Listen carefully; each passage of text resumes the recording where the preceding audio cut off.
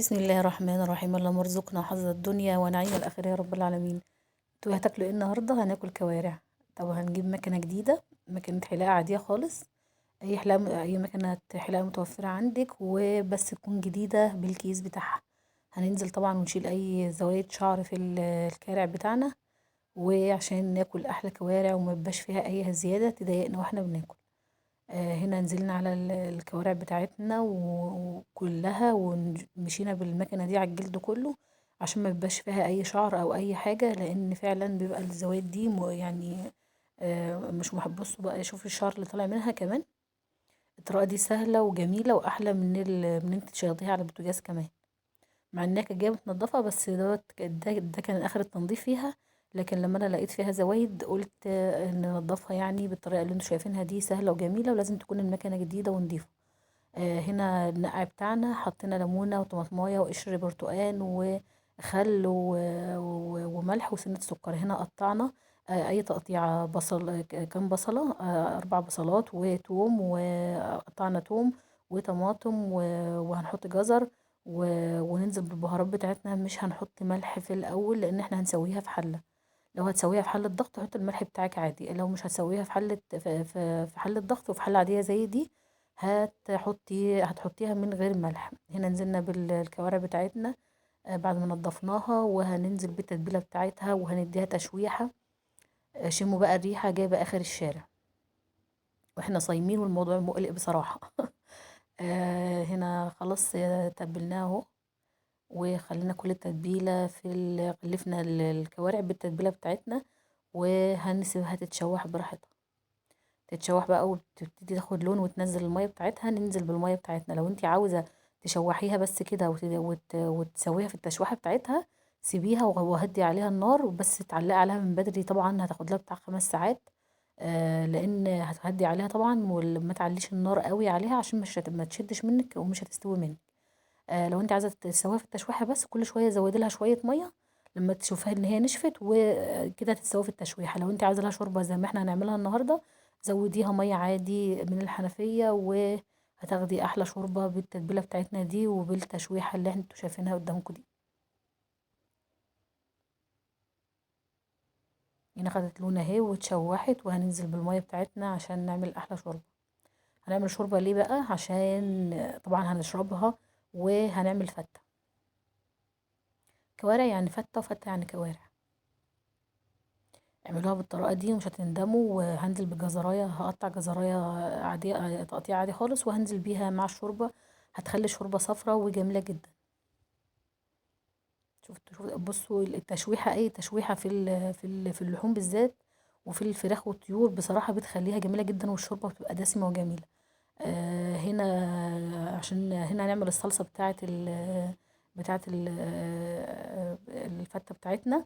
هننزل بتومة مفرومة وبشوية زيت، بس يا دوبك يصفروا حاجة بسيطة، وهننزل بالخل بتاعنا. نديها صدمة بالخل، انزلي يعني ايه بربع كوباية خل عشان يبقى طعم الخل باين معاكي، لان الفتة والكوارع بتحب الخل والثوم، بيخليها ضرب نار. الكوارع بالذات لو هتعمليها، طلعها من بالليل. لو انت شارياها، لو عندك في الفريزر طلعيها تفك وتتنقع براحتها. وبعد كده ابدأي اعمليها، واعمليها بدري عشان احنا في صيام، ما تجيش على الفطار تقولي ما استوتش. لان لو انت جايباها صغيره هتاخد منك ساعتين، لو انت جايباها كبيره ممكن من 3 ساعات ل4 ساعات، عشان بنسويها على نار هاديه عشان ما تشدش منك، ومش هتستوي على النار العاليه. هي بتاخد غلوتين 3 على نار عاليه، وبعد كده بتبتدي تهدي عليها وتستوي براحتها. بتديكي احلى شوربه واحلى طعم، وطبعا بتبقى يعني ايه جميله وما بتشدش منك وبتبقى حلوه. هنا هننزل بالخل بتاعنا.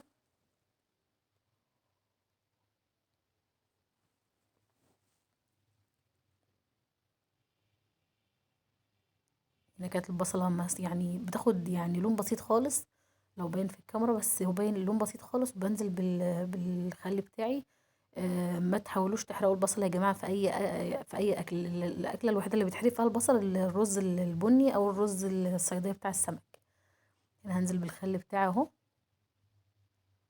يعني حطي شوية خل، ما تستخسريش يعني، متبقيش بخيل. طبعا الصلصة بتاعة الفتة ما بتتسبكش يا جماعة. انتوا دلوقتي تبعوا الطريقة معايا اهو، ما بتتسبكش، بتبقى يعني هي بتاخد غلوتين وخلاص. هنا هنزل بالتومة، هنزل بالخل، هنزل بالطماطم بتاعتي، واحط البهارات بتاعتي وسنة سكر عشان اعادل الحموضة، وهحط شوية ملح بتاع الصلصة، وتاخد غلوتين 3 بالظبط واطفي عليها. دي تسبيق، دي الصلصة بتاعت الخل بتاعت الفتة بتاعتنا.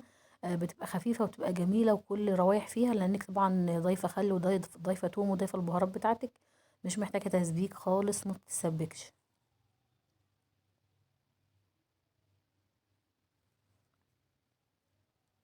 هنا هسيبها بس تاخد غلوتين بالظبط بعد ما حطيتها كده، غلوتين 3 واطفي عليها واركنها على جنب كده. احنا خلصنا من الصلصة بتاعتنا.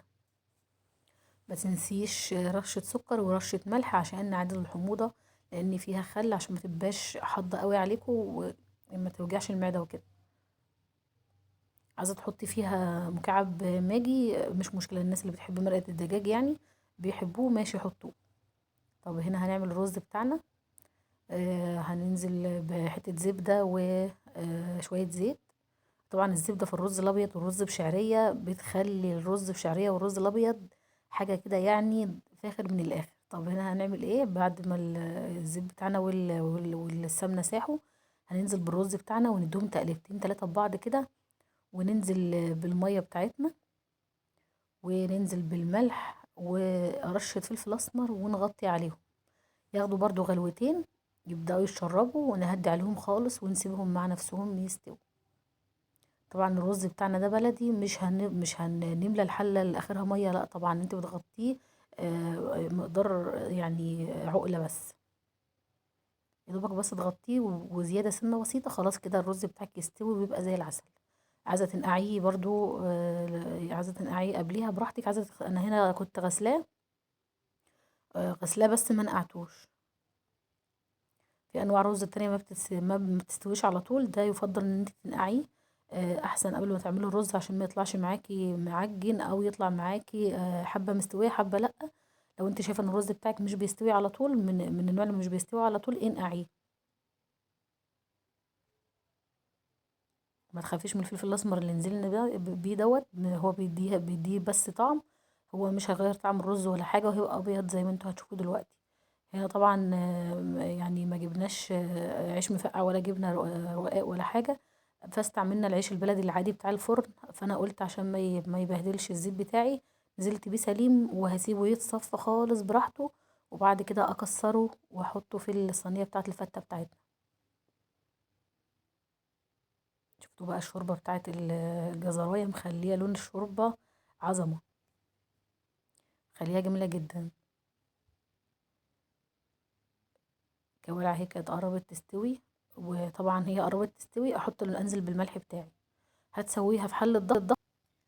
هنا خلاص كسرنا العيش بتاعنا عشان نبتدي بالفتة بتاعتنا، وهننزل بطبقة عيش، طبقة صلصة من بتاعتنا، وهننزل بالرز بتاعنا، وهننزل بطبقة صلصة عليهم في الآخر، وننزل بالكوارع بتاعتنا بعد ما تكون استوت، وننزل عليها برشة صلصة برضو.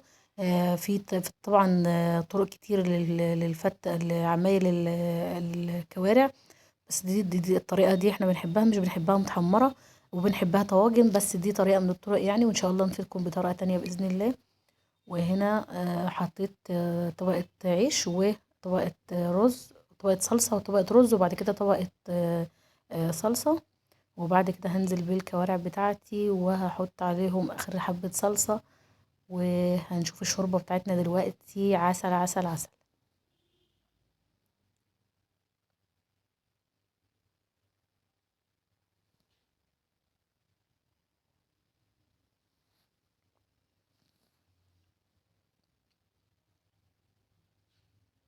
عايزة تاخدي احلى صلصة اعمليها بالطريقة اللي انتي شفتيها في الفيديو، هتاكلي احلى حبة فتة. بصراحة جميلة وخفيفة وحلوة قوي، هي مش خفيفة ولا حاجة بس يعني ايه جميلة يعني.